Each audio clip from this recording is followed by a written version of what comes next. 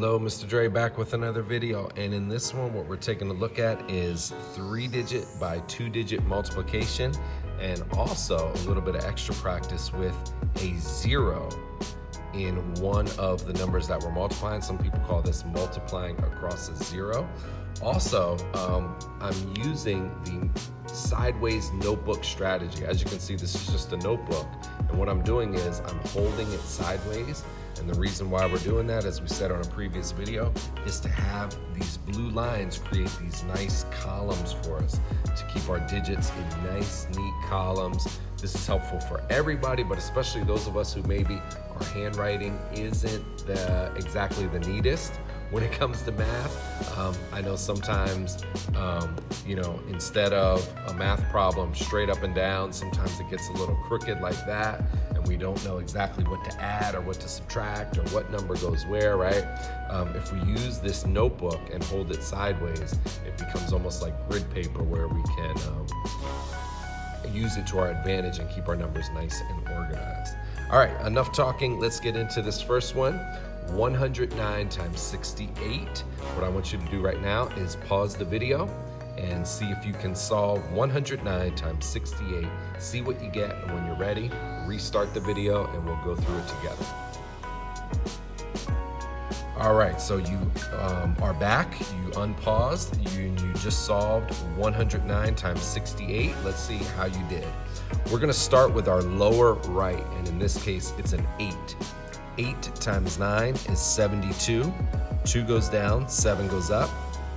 8 times 0 is 0, plus 7 is 7.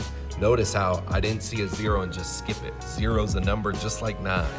0's a number just like 1. We don't skip it. We do 8 times 0 is 0, plus 7 is 7, okay? 8 times 1 is 8. So our first partial product is 872. Now we're ready to multiply by this 6, but this 6 is really 68. So since it's 68 and not 68, we're gonna put a 0 here, and this 0 is gonna give this 6 the power of 60. And we're also gonna cross off the 7 because we already used it, right? 6 times 9 is 54. 4 goes down, 5 goes way up top. 6 times 0 is 0. Notice I'm not skipping it. 6 times 0 is 0, plus 5 is 5. And then 6 times 1 is 6. So our second partial product is 6,540. And now, like Humpty Dumpty, we're gonna put this back together again. We broke it apart. 68, we broke it apart in 8 and 60. Now we're gonna put it back together again. 2 plus 0 is 2. 7 plus 4 is 11.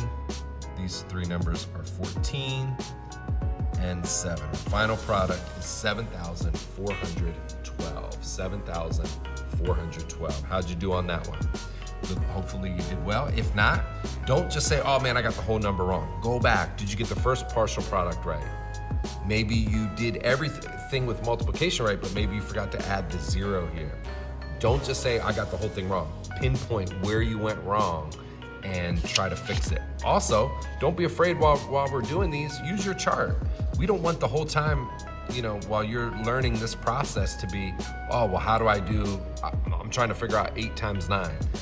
Don't waste all your time with facts. Facts will come. That's why we're doing first the math, right?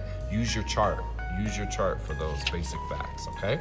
All right, let's check the second one, 380 times 47.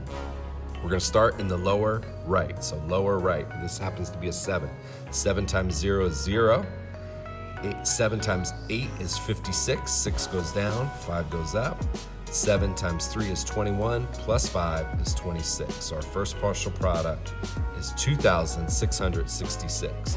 We've already used this 5, so we're gonna cross it off, and I'm gonna put a 0 here because this 4 is not a 4, it's a 40. So if I put a 0 here, it's giving that 4 the power of 40, right? 4 times 0 is 0. 4 times 8 is 32. 2 goes down, 3 goes up. 4 times 3 is 12, plus 3 is 15. Okay? We broke it apart. Now we're gonna put it back together again, and our answer is 17,860. All right, I hope this was helpful. Again, this was good practice with basically three things. One, multiplication. Two, multiplying with a zero, right?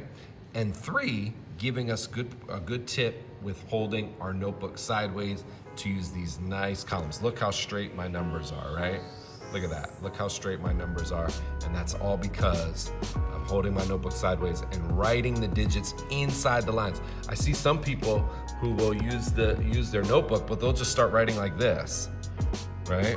They'll hold their notebook sideways and they'll just start writing like this. Well, that's not really helping because your numbers still are all crazy. If you're gonna hold your notebook sideways, be disciplined and only put the digit inside the number. Your digits shouldn't touch the blue lines, all right?